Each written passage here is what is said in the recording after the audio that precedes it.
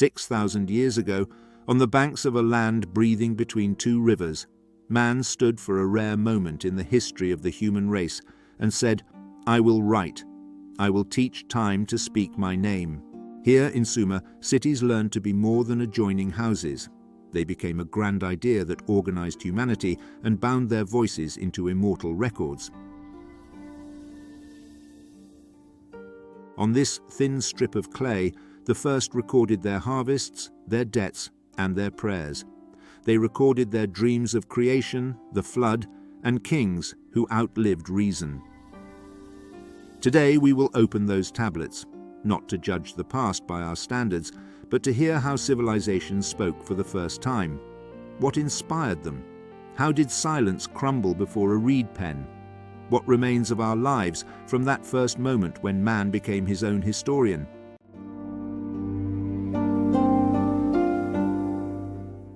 The transformation from small communities following water and pasture to cities that planned their routes with amazing awareness seems like a miracle, but in Sumer it was the result of a clever combination of nature and will. When humans discovered that the flood, despite its cruelty, endowed the soil with unparalleled fertility, they were compelled to engineer floods rather than flee them, canals, dams and drainage channels, and an early awareness that water was not left to chance. Among the sun-dried mud bricks, neighborhoods arose, adjacent to each other according to their functions. Here were the crafts, there were the storehouses, and at the heart was a ziggurat that pierced the sky like a symbolic ladder between the earth and the heavens.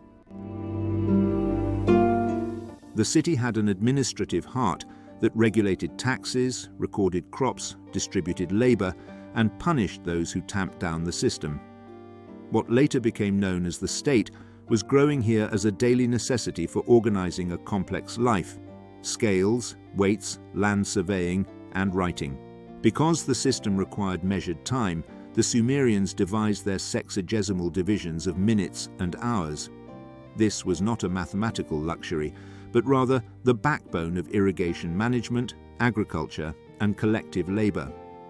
When we look at our watch today, we close our eyes and see the ghost of a Sumerian official diligently marking the beginning and end of a harvest day, counting the city's pulse with a precision that over time became a universal custom, the word that made the world. What is the secret of civilization?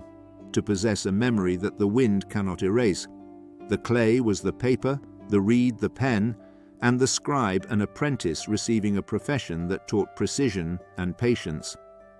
At first, signs were accounting, distinguishing one bundle of grain from another, one head of cattle from another. Then, little by little, the hand discovered that a sign could carry a meaning broader than arithmetic and peer through a tiny hole into poetry, religion, and politics.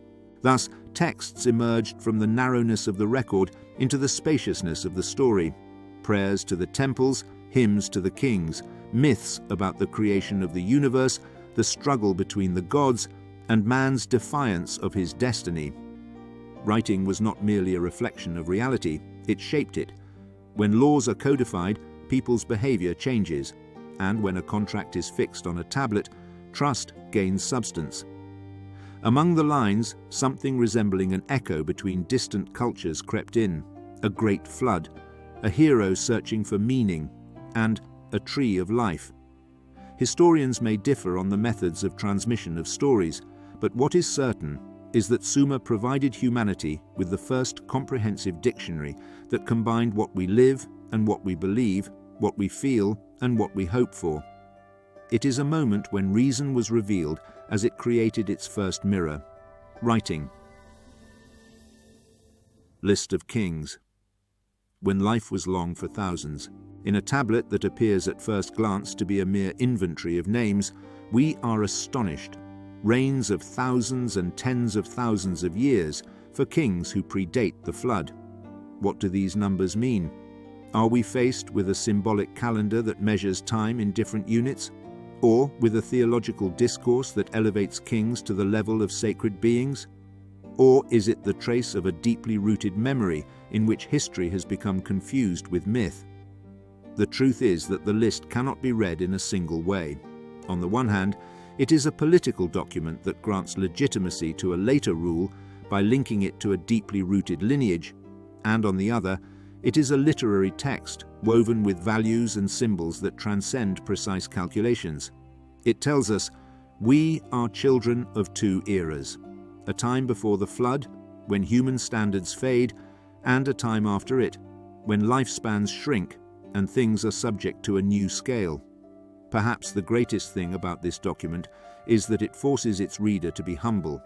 History is not a cold list of dates, but rather an ongoing dialogue between a reality that desires meaning and a meaning that seeks reality. In Sumer, the two blend beautifully. The Anunnaki, gods or fallen beings. In Sumerian texts, the names of celestial entities called the Anunnaki appear, witnesses to a cosmic creation, rulers of destinies, and intermediaries between earth and heaven. Their roles shifted in later eras, and accounts of their number and status differed, but their shadow remained present as an idea. That knowledge came from above, and that the city had unseen guides. This idea may tempt our contemporary imagination to read it in a speculative, scientific way, or an academic trend may push us to understand it within its religious and symbolic context. Between these two readings, the texts continue to do what they do best: raise questions. Where does the first spark of science spring from? How does society explain the emergence of new technologies? Personifying knowledge in the form of gods or higher beings is an ancient human way of giving the unknown a name, a face, and a voice. Whether we read the Anunnaki as gods in the priestly sense, or as a metaphor for teachers, engineers, and guardians of a system, the story works in the same direction. Civilization is a project of communication between levels of meaning, terrestrial and solar, practical and symbolic, and no society rises without a language that brings these levels together into a single story. An empire of her disciples. Civilizations do not exist in isolated islands. They are dynasties of influence. From the womb of Sumer emerged the Akkadians with their Semitic language. Sargon unified the regions under a single banner and established a sprawling administration that excelled in taxation and organized the army and roads. This was not so much a break with Sumer as it was a resumption of its lessons in governance, writing, and economics. The Babylonians then came to formulate a law that became one of the most famous texts in the history of justice, the Code of Hammurabi, which can only be understood against the backdrop of the legal traditions that preceded it in the cities of the south. The Assyrians carried the legacy of administration and warfare to its organizational peak, controlling the levers of trade from the Gulf to the Mediterranean. Thus, we see Sumer becoming an uninterrupted reference, a school that graduated students who sometimes surpassed their teachers, yet who continued, consciously or unconsciously, to write in the same ink, the ink of the city, the law, and writing.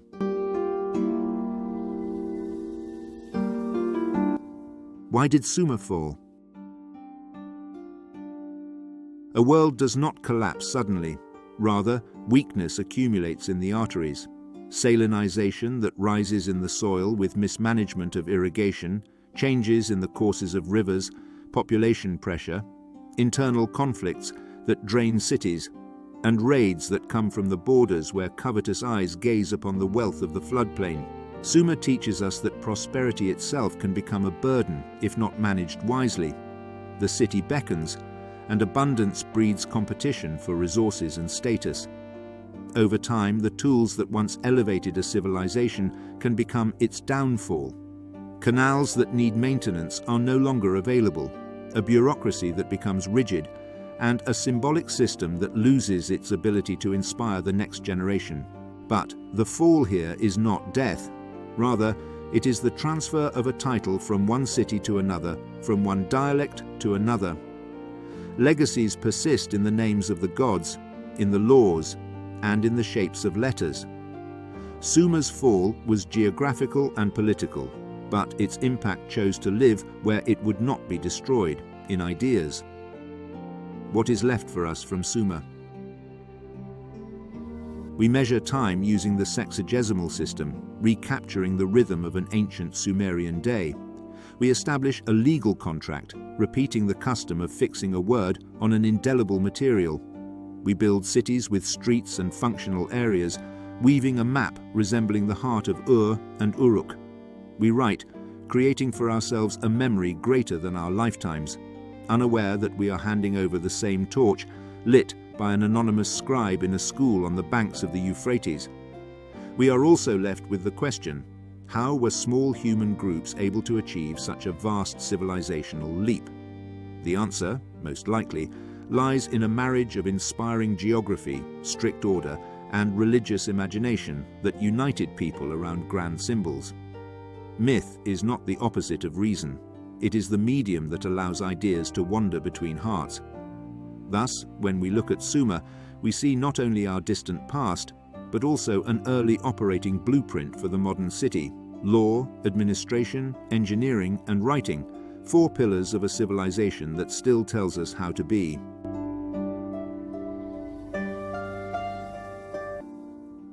Call for research. We will now leave the ziggurats and temples, but the tablets will remain open in our minds.